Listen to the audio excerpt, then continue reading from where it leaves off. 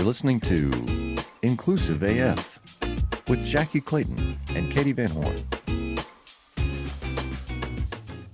Hi, welcome. Good afternoon, good morning, good night. Good evening, good night. Yes, and welcome to the Inclusive AF podcast. I am Jackye Clayton. And this is Katee Van Horn, and we are very excited for you all to be joining us today. We have a very special guest, Amanda Young, who is an author and all kinds of other things. And so, Human. Actually, that maybe didn't sound great, but Amanda is amazing, and we're excited to have her on. And so, please share a little bit about yourself, your identity, whatever you'd like to share. Yes. First of all, thank you so much for having me. I'm so excited to get a chance to talk to you and your audience. And I'm just so grateful and humbled. But hi, my name is Amanda Young. My pronouns are she, her. I am a cis, straight, white woman. And yeah, a little bit about me. My entire life, my dream was to be an animal trainer. And I accomplished that dream and worked with everything from dolphins and sea lions and killer whales to elephants and rhinos and giraffe and the whole gambit. And long story short, I actually got laid off from my dream job. And that's kind of when my whole journey started. And it was a very pivotal moment for me. And we'll probably talk about that in a little bit, but that's pretty much how everything got started. Awesome. Okay, cool. Yes, we need to talk about all the animals because that's amazing. So would love to just start off a little bit because you recently authored a book. And so let's talk about your book first, if that's okay. Tell us what was obviously inspiration was your background, but tell us a little bit about the book.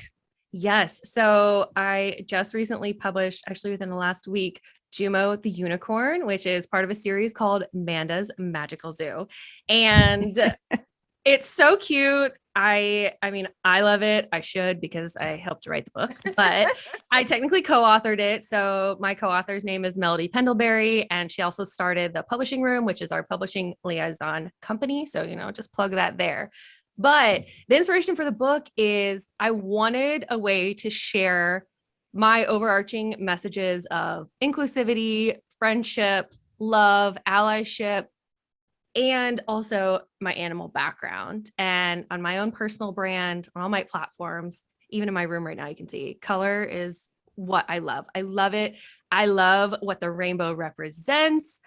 I love all of my friends who fall within that community. And I wanted a way to usher in some maybe more difficult conversations to a younger generation. What I have been seeing is that my friends who are currently becoming parents are finding it hard to start these conversations with their younger children about gender identity and sexual orientation and all of these things that us and adults some people are having a hard time grasping too, and I wanted to kind of bridge that gap with these conversations and get them started early so that way they could be modeled in a safe environment. And when their kids grow up and go to school, they remember the safe environment reading that children's book with their parents. So that's kind of where the idea came from.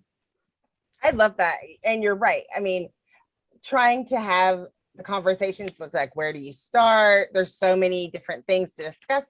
And you want to do it as early as possible. We've heard of stories. Not every story is tragic, but it's still, there have been so many where there are those environments where they didn't know where to go or felt like they were different. And that's what I loved about looking at the background of the book, of like the little identity crisis of this rhino that is so cute. And I was like, I wish I would have had that book, I was like, wait, this helps, because I think a lot we're seeing people with the understanding, claiming it, what their gender identity is early. Mm-hmm. And so sometimes the parents are the ones that have to understand, right? So they can put those things together. And that's, I think it's cute the way that. Yeah. And that's the thing, is that with my friends that I've talked about, they say, I knew at a young age that I felt this way, but I was scared the way my parents would react. And so again, that was the idea is, okay, if your parents are reading this book to you, already being programmed into your brain is my parents picked this book for me. We're reading it together. This is a safe, loving space, which just again fosters that relationship down the road. So hopefully it's not an uncomfortable conversation.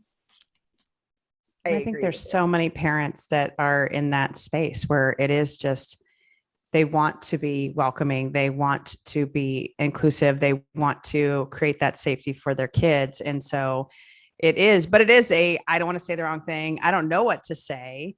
And so even just starting off with this book of, just, hey, it is, like you said, it's just a more comfortable way of approaching it and kind of, hey, we're all different. So love that. So we have the rhino/unicorn in this book, but let's talk about some real animals for a moment. So tell us a little bit about you. You said, you were in, you've taken care of lots of different animals. Tell us a little bit about that.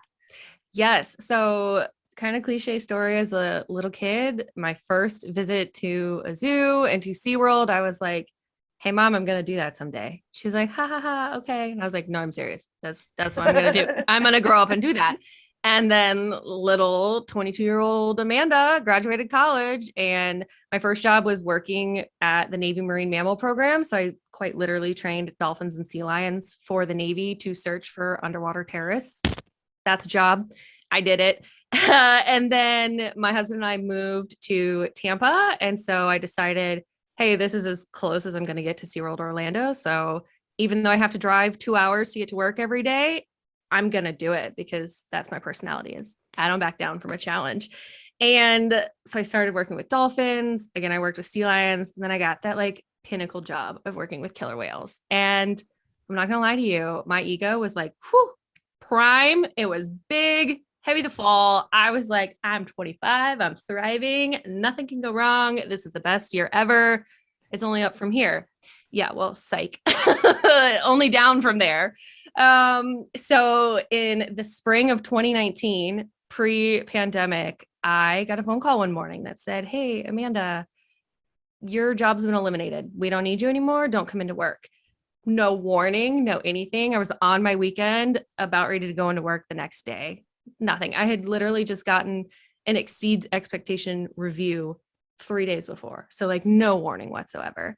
And I went through my own identity crisis where my entire life I had defined myself as a future animal trainer, an animal trainer, a killer whale trainer.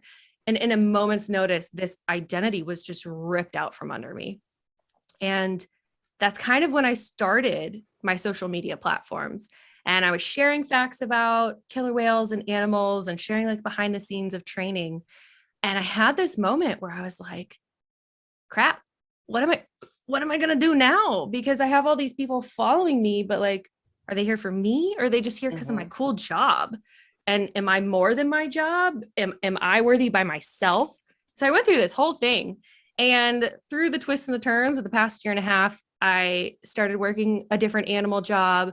I expanded to elephants, rhinos, painted dogs, okapi, literally any African animal you can think of, I worked with. And it came to this point last fall where I was feeling this calling and this urging for something more. And it was terrifying because my platform was picking up and I knew that I had these dreams of starting a podcast, writing a book, creating digital courses, like all these things were on the cusp, but I was still holding on to that initial dream that I thought, well, I can't be anything more than that. Like, that's what I wanted to do my whole life. If I stop, then like, what was all that for?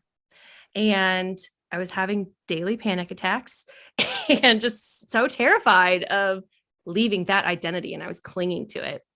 And finally, through therapy and adjusting medication and just having a great safety net behind me, I quite literally took the leap this January of 2021 and realized that it wasn't going to be perfect, but I was going to do it. And honestly, since then, things have been amazing. And I've just had the freedom to do what I've wanted to do. And we're 10 months into the year and I have accomplished the goals I thought that I wanted to accomplish in my 5-year plan. And so I'm just so thankful and grateful for all of my opportunities and just trusting myself and my safety net enough to literally leap and realize that my setbacks were actually just setups for the future. I love that. I want to, let's back up a minute. We're going to go all the way You back. said skirt. I love it when people are like, oh yeah, well, blah, blah, blah, blah, and then you get it and they just keep going on. I heard you try to say, it's back to that identity thing. Mhm. Like, I think that happens a lot to a lot of people. I mean, it happens, it still happens to me where I'm like, you have those days where you're like, I don't know the answer, right? I don't know all the things. Or when you realize like, who's going to fix this? And it's like, wait, oh, they're talking to me. It's like my job and my responsibility. Yeah. And we do put so much of ourselves to our jobs that we feel like we put everything into that. But one of the other things that you said that was really interesting is that you were also afraid because you were building the social media platform. So let's do that. How did that play out as you were transitioning? What did you find out about your audience? How was that transformed? And did you get any input from them as you were kind of going into the next stage? Curious. Yeah. So, like I said, I started social media based on animals because, as we know, a very biased documentary came out, quite literally bashing my dream job. And I wanted to humanize a group of people that dedicate their entire lives to taking care of these animals. And whether you agree that they're there or not, the fact is right now they're there and they need to be taken care of. And I just wanted to, again, humanize these people and myself, because every day I would go into work and be told how horrible of a person I was from people just standing outside. And that's awful because, again, regardless of where you fall in that argument, they're there. And until they're not there, you should want them being taken care of the best way possible. So I was sharing facts and just sharing other things because I realized that knowing that was a privilege, and not everyone grew up with a SeaWorld in their backyard. Not everyone grew up being able to see animals. And I started transitioning before I got laid off, sharing some like husband content and some puppy content, and like was sprinkling it in because people were like, hey, your whole life isn't animals. What more do you do? And then when I got laid off, that's when I added started. puppies. I added puppies. Oh, that sounds familiar. Right. And my husband and I don't know, whatever else we're doing. Yep. And when I got laid off, I made this decision of, okay, I'm going to be real. I'm not going to be all these perfect skinny bloggers that I see. I'm going to be real. I'm going to be authentic. And if I have a bad day, I'm going to talk about it. If I have a great day, I'm going to talk about it. And for the first month, I challenged myself to do one thing a day that made me happy, because I was at so low of a point with my mental health and just where I was in that space that I didn't see a way out. I didn't see it ending good for me at all. And so I challenged myself to just do one single thing a day. And I shared that with everyone. And people reached out to me and said, wow, this helped me so much. I'm putting this in my toolkit someday. And then I realized, mental health. This is a thing we should be talking about. And everyone is so scared to talk about mental health, but I did it without actually doing it. And people are really responding to this. And so at that point, that's when I really started shifting my brand. And it was becoming a little bit less animal content and more mental health. And I had a series to keep the animals because I really did love the animals. I did Trainer Tuesday. And so every Tuesday, guaranteed, I was going to post an animal photo, get facts about the animal, whatever. When I left my job, again, in January, I had this identity crisis where I was like, I don't feel comfortable sharing these old photos of me because I'm not in that job anymore. And it just feels weird to me. So what I did is I did Takeover Trainer Tuesday. And I reached out to like 5 trainers that I knew in the field and said, hey, will you do a guest post on my page? Win-win. You can share your audience with me. My audience can meet you. You might gain some followers and this would be cool. I was like 5 people. That's like a month and a week. I'll be good. Maybe I can jump back in then. It went so well that I had 7 months of trainers every week doing a guest post. I just got goosebumps because it was so cool. I wasn't even asking people anymore. They were like, how can I be a part of this? I want to share my story. And it started out, hey, this is how I got my dream job. And then they started sharing, hey, this is what you don't know about the field. This is what's hard about being in the animal field. And it just became this like movement that I was like, I didn't even mean to do this, but here we are. And so that was wild. And I did a final post where I was like, wow, thank you so much. This was amazing.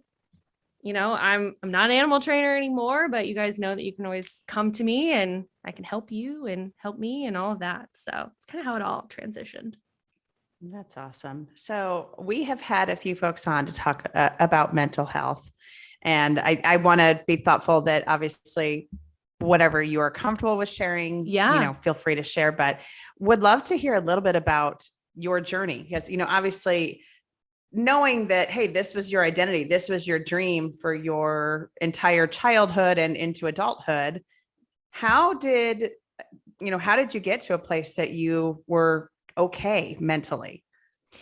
Yeah. So I grew up in a family where, probably like most people, early 90s, where you keep all your issues behind closed doors and you don't talk about them and we don't let anyone know what's going on, because on the outside, we're a functioning, normal family of America. And I don't fault my parents for the way that we grew up, because that's how they grew up. And all they did was try and give us a better life than what they had. And in high school, I was bullied really badly in high school, because I was too tall, too blonde, too smart, too bold, too loud, just too much. And I didn't fit in the societal norm box that people were trying to put me in.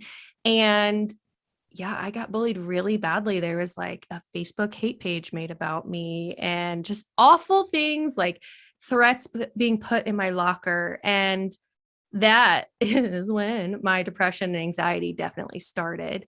And I tried to go to therapy, but to be honest, I wasn't committed back then, because I was a little 14-year-old that didn't want to admit anything was wrong and that maybe I should be on medication, because that was embarrassing back then. And so, stuffing it all down, I go to college, and the pressures of being a straight A student, being in a sorority, trying to have internships. Oh, P.S. I have a long distance boyfriend, and all of these things, again, ignoring all of my mental health. And it caught up with me in my mid-20s for sure. I was able to just stuff everything down until that layoff happened. And then that was when, whoop, no more. I can't hide it anymore. And yeah, I was having panic attacks. I've been officially diagnosed now from a psychiatrist with major depressive disorder, generalized anxiety disorder, ADD, and a couple other things as well too, that now I'm on the right meds, coupled with therapy, coupled with my psychiatrist, coupled with the right birth control. It's just all a big circle, and they all are puzzle pieces that play together. But now I feel like through all of that, I really have a handle on my mental health, and I know triggers and precursors. And when I feel like it starts slipping, I know that I have the resources to reach out and the people that are going to take care of me. I appreciate that. And thank you for sharing that. Thank you. A lot. And yeah, it's a lot and a lot. I can't imagine, but at the same time, and I don't know, and it's like thinking about that journey, I'm really proud that you go from, that's a huge transition from being bullied to like coming into your job, coming into your own, and then being able to express that to the world. Holy moly, Amanda. Well, and as you can see now, I have no problem being 100% myself. I embody the Taylor Swift song of "You're being too loud, you need to calm down." I'm like, then I'm doing my job right. Like, right. If I'm too much, I'll find the people that think I'm just enough. Right. That's awesome. Well, yes, thank you for sharing that. And I think, the reason why I asked is just because I think there are so many folks who are in a similar boat. And, I love the way that you describe it as puzzle pieces, that, there are so many different pieces that come into play and things that come into play, and getting those tools, getting those resources is so critical. And especially, just as you think about, anyone that's listening that, needs support, needs help, there are resources out there. Just call one of your aunties, Katie or Jackye. We can take care of you. We got you. So moving along. So this is one book that you Yes. published this past week. Say more about what else? What other kind of books Yeah. are you coming up with? So a little bit about this book. So it's titled Jumo the Unicorn. It's about, like we talked about, a little rhino that feels like something is missing and he can't quite put his foot on it. And one day he sees a unicorn on a little girl's shirt and he's like, that looks like me. What is that? And through this story, he finds out what a unicorn is and he makes this discovery and kind of has an identity crisis and is like, maybe I'm a unicorn. Like that looks really cool. Maybe that's what I am. And he interacts with his BFF zookeeper Manda, who is a pink-haired zookeeper that has the ability to talk to all of her animals and they can talk to her. So throughout this story, he figures out ways to tell all of the animals and deals with the reactions that he doesn't actually expect. And through that, some of the animals react great, some of them not so much. And so him and Manda find a way to come to a resolution and at the end, overall acceptance of him and his new decision. And like I said, I think it's a great message of inclusivity. If parents want to use it as a tool to talk about gender identity, they can. But honestly, with the ARC readers that read it early, these little kids were grasping, why are those animals being mean? If he wants to be a unicorn, why can't he be a unicorn? It doesn't make sense. And the message of, hey, you can change your mind. Hey, if you want to be something else, you can. And whether it relates to my job, like, hey, I was doing one thing, but maybe I want to do something else. There's many different ways that you could take it, which was on purpose, again, because, well, I'm very bold and like want to come right out and talk about inclusivity. Maybe someone who stumbles upon the book doesn't quite think that's what it's about, and then they're tricked into it. Right. You've already paid the money. Sorry. Because to be honest, kids are all about unicorns right now. And all of my friends with kids, all they want to do is talk about unicorns. So you come across this book and you're like, a rhino, a unicorn, what can be wrong? Hee hee. That's cute. Love it. Yeah. Love it. And then as far as the series, the goal is to continue writing about all these animals at the zoo.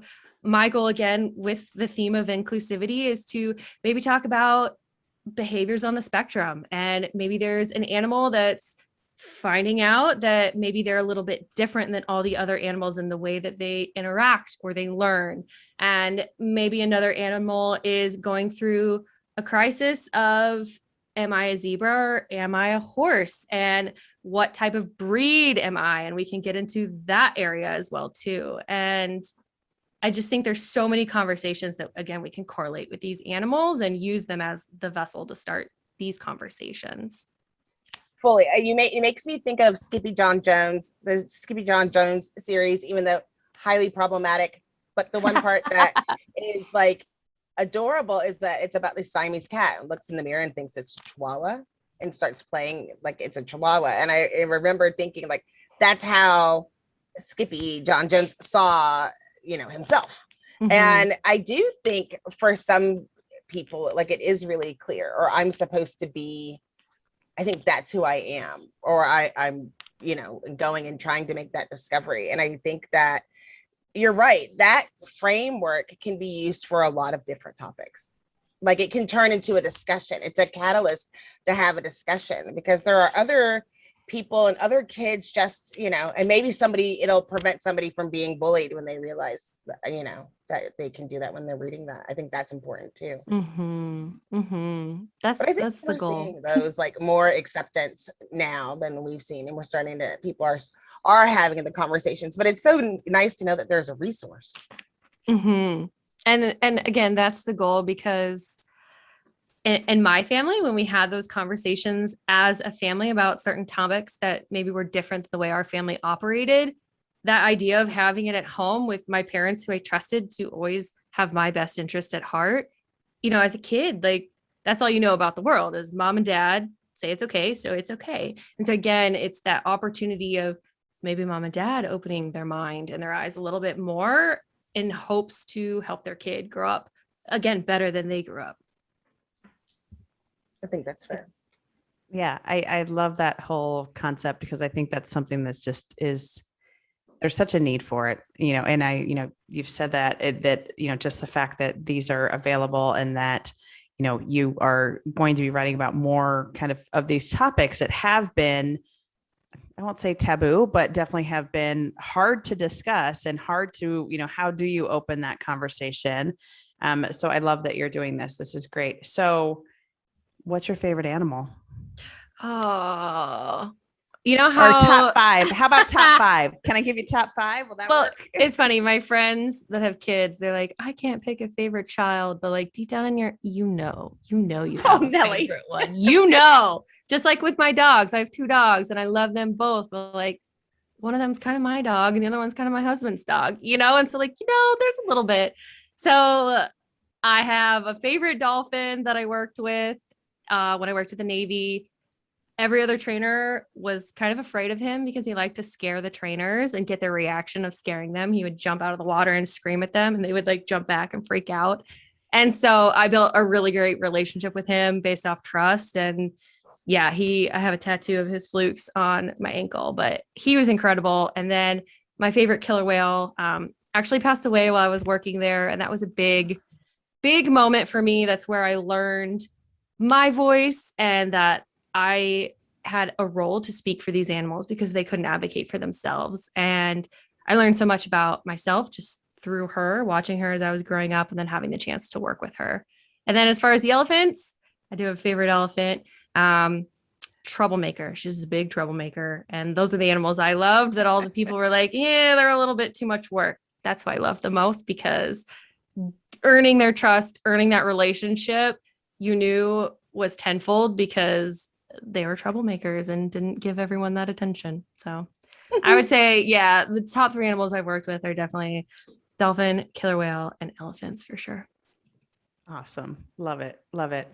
So you also have courses that you teach. Tell us a little bit about that. Yeah. So we talked about my animal training past, and through trying to figure out how to become an animal trainer, I realized, wow, this information is really secretive.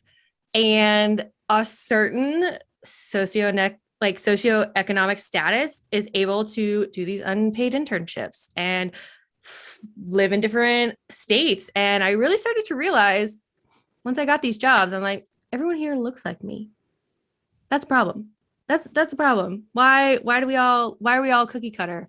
And then I realized that there was not equal access to this information to everyone. And that really pissed me off. It really pissed me off because that's not fair. And someone should, if they love animals, they should have the ability to work with them. And so when I left the animal field, because I wasn't tied to an official company anymore, I took that opportunity to start these digital courses. And at first I just launched a resume audit where I said, hey, you can send me your resume. I used to be an intern coordinator. I helped hire a ton of interns. I will look over it for you and give you suggested edits. And that got great feedback too. Then I started a resume builder course where I basically had like a full lecture that I had compiled of my information of how I would format my resume for the animal field, because it's very different than like your average business resume. And that went over really well. And people were like, hey, okay, so we've submitted our resume, but now we're getting interviews. Help. So then I created an interview course and said, hey, this is what you should wear to your interview. This is what you should say. Here's how you should answer these questions. This is what they're looking for. Here's their trick questions. This is how you can answer them. And then from there, they're like, okay, I passed the interview.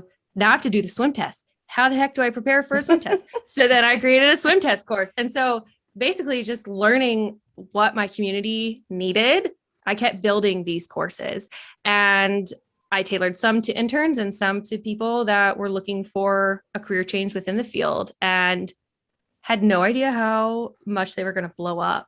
But again, just starting them, because if we want these animals to be around for the next 10, 15 years, we have to secure the next generation to have all the tools and resources to physically get these jobs. And yeah, that was the goal behind that, is just give everyone the opportunity that wanted it. And they're affordable because animal trainers do not make a lot of money. And so it's at an affordable price. It's not meant for me to make a profit really at all. And just give, again, all the resources available so that anyone who wants to do it can do it, because that's how it should be. You're like a serial entrepreneur. There's like 13 million things. Like You know, like all these things. It's a problem. I have to like hone in because I do wear a lot of hats and I have my hands in a lot of pots, and I'm like, okay, I gotta like center what I want to do, because I just have that spirit. I want to help everyone. I want to be a part of everything. And sometimes I have to remember that I'm just one person. Gotta hone it in. Yes. Yes, that makes sense. But I love that. I mean, I think that it speaks a lot. And I hope people are listening can hear those things, because that's a lot of different pivots of trying to do that. And, you know, there's always a spot where you're thankful that something didn't happen maybe the way that you wanted it to, because then it opened it up to give you different opportunities. And I love that you're trying to help, because a lot of people don't have that access. Mm-hmm. Like they would have no way of even knowing what to put on there, or if those things were available, or where are they available. And I love that you're making that accessible and, you know, not expensive, because that's hard. Yeah, I think that's the piece, you know, is obviously Jackye and I have these conversations all the time about, you know, accessibility to different tools, different things, and even just awareness of this is a job you can have. This is something you can do for a living. And, you know, if you're not exposed to it, you don't know. And so, you know, I love that you're making it accessible. And I love that you're sharing some of the tips and tricks and just some of the ways to make this more accessible and make this more visible for people, because I think that's critical. That's just, you know, something that we all need to be thinking about. So that's awesome. So I know you have more books coming up. What else is coming up for you? Ooh, you know, since Jackye just called you the serial entrepreneur, what else? Yeah, exactly. What other companies are you going to be starting in the next week or two? Yeah. right. Well, I do have dreams someday of speaking, and maybe with these courses, holding workshops. Again, my heart is with the animal training community, because I want to see animals thrive. Unfortunately, as we can see in the news, like we're going through extinctions with multiple different species. And again, as much as people don't like the idea of captivity, pretty soon there aren't going to be many animals in the wild, and we're going to need zoos to literally have a gene pool to preserve these species. So again, my heart is with that. It would be cool to have a workshop someday and speak publicly about that. Also, what's really been put on my heart recently is my community is now reaching out about, how do I find a therapist? How do I know a therapist is right for me? What questions should I ask my therapist? What's the difference between a therapist and a psychiatrist?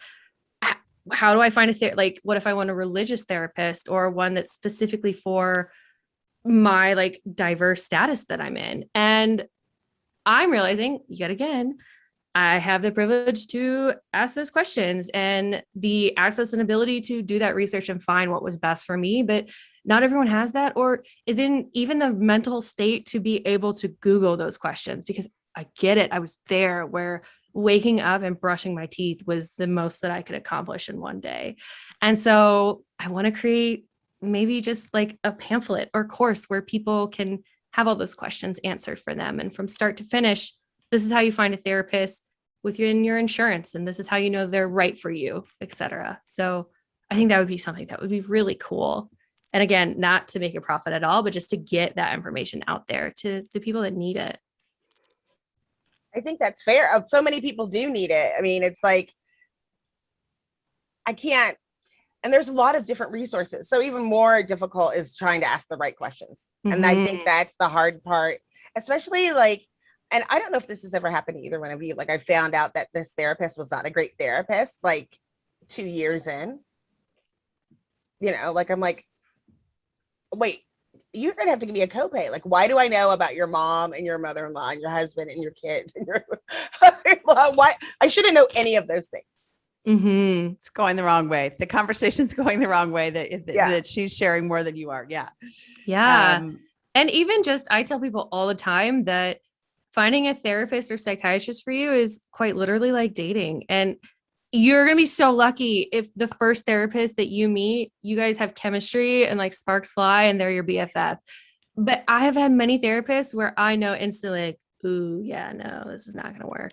And it's okay. Most people don't realize that it's okay to be like, hey, we're not a good fit. Goodbye. Yeah. It's okay. And that's okay. And you can find multiple therapists. And a lot of people don't realize that, and that they have a duty to serve you. And if they're not serving you, you shouldn't be there. You shouldn't be paying them, because then they can serve someone else that fits them, People don't know you're allowed to say no. Yeah. Well, I think it's that, but I also would say I have had quite a few friends of mine who have reached out and they're like, do you know any therapists that are women of color? Because, all of the therapists that I have seen as I'm looking on Psychology Today or wherever. And so Jackye knows this, I've reached out to her like, hey, who do you know? And obviously now with telemedicine, it makes it quite a bit easier where you can have someone sitting in Waco, Texas that can help support someone in Phoenix, Arizona. Yep. And so I think there's just some different options there. I actually started going to therapy during the pandemic. So I didn't actually meet my therapist in person for about a year and a half. Yeah. And so it was one of those things that we did have, instant chemistry and it was great. But yeah, I mean, I think that's a great way to describe it is almost it's someone you're dating or someone that you have a relationship with because you are sharing some of the most intimate, some of the most not great moments, all of these things, about yourself. And it is just so critical to have someone that you feel comfortable talking to and also that is listening. Jackye, to your point, I don't really need to know about your family. And it's so funny because I think the first couple times I was like, so how are you doing? Because that's just my nature to be like, let me check on you. How are you? And she's like, no, it's not how this works. But in a very kind way, to be clear. But yes, it is that funniness of, I don't know if that's a woman thing to check on the other person more, but right. That's what I was doing. And it was kind of funny, but, so we like to do something to wrap up our shows. And that is really just what is your one thing if folks are listening and want to make sure that they have that one nugget, and it never works out to be one, to be clear, Amanda, Jackye and I are not so good at this game. We try to be good at this game every single time and it doesn't work. But if you were to choose one thing or, your top 3-ish, what are the things you want folks to know? About me or words of advice or anything, totally up to you. Anything. That's so broad. How am I supposed to choose? Know. Well, from this episode or, something that where can they get your book? Okay, fine. Yes. So you can find Jumo the Unicorn on Amazon currently right now. We have Kindle and paperback options. Our hardcover option is in the process of getting approved. Once that gets approved, then you'll be able to find it Barnes and Noble, literally anywhere else. So you can find it there. And then my nugget is that don't let anyone try to silence your voice. Because like I said, growing up, I just kept being told that I was too much. Well, it turns out that I found the right people and they love that about me, that I'm too much. And don't change who you are for the wrong people. Just be you and the right people are going to find you and your vibe is going to attract that tribe and they're going to be there to support you. So be you and be all of you. I love that. Awesome. Love it. Jackye?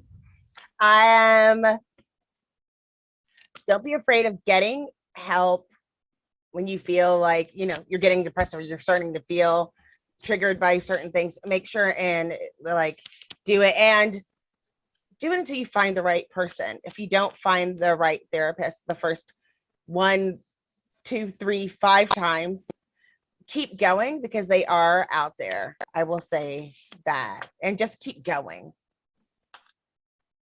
with all the things. Don't give up. Keep going. Is that keep 25 million? Keep building the empire like Amanda is of all of the companies, all of the things, doing all of it. Yes. No excuses, people. Get it together over there. No, I'm just kidding. So yes to both of you. And I would also add just I love the whole idea. And, I've heard this before and I think it's such a great one. Your setbacks are actually setups for what's next and what's coming. And I love that you shared that. And I love that that's something that you're living. And it is just so fascinating to see the evolution of someone that, what you started with and what you thought life was going to be and where you are today.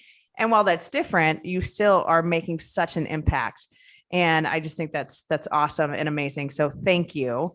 Thank you for joining us. And we will put some links to some resources on the episode notes just around where to find a good therapist or psychologist, psychiatrist. The 35 places you can find Amanda and her yes, butt. yeah. If you aren't following her on Instagram, what is your handles, Mandy? Yes. So you can find me on literally every platform at that Manda Girl. So growing up, my nickname was Manda. So we roll with it. So that Manda Girl, you can find me everywhere. And then my podcast is, again, mental health centered, and it's called Sunshine and Rainbows Podcast.